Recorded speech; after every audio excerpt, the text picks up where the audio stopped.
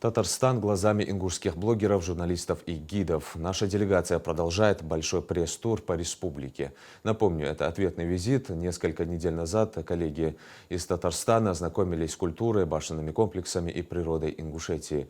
Для ингушской делегации знакомство с Татарстаном началось еще накануне вечером. По прилету для них организовали познавательную экскурсию по вечерней тысячелетней столице. А сегодня с утра она продолжилась уже в Казанском Кремле. Он является объектом всемирного наследия ЮНЕСКО. На его территории наши коллеги посетили религиозные храмы и соборы. Там же расположена главная мечеть региона Кул-Шариф. Это одна из самых известных достопримечательностей Казани. На нижнем ярусе зал молельный мужской, и вместимость его составляет 700-720 человек молящихся. Над ним балкончик, очертаниями напоминающий полумесяц.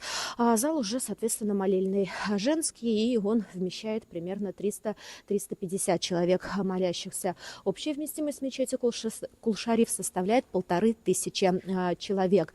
Внутреннее убранство молельных залов – это, во-первых, также геометрически стилизованный растительный орнамент, ну и изречение из Корана. Впечатление очень замечательное, все нравится.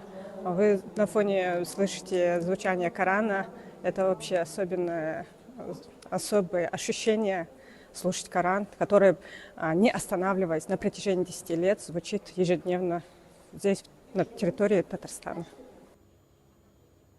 Программа пресс-тура насыщенная. Сегодня до конца дня для гостей из Ингушетии организуют экскурсию на остров Град Свияжск, который также входит в список объектов всемирного наследия ЮНЕСКО.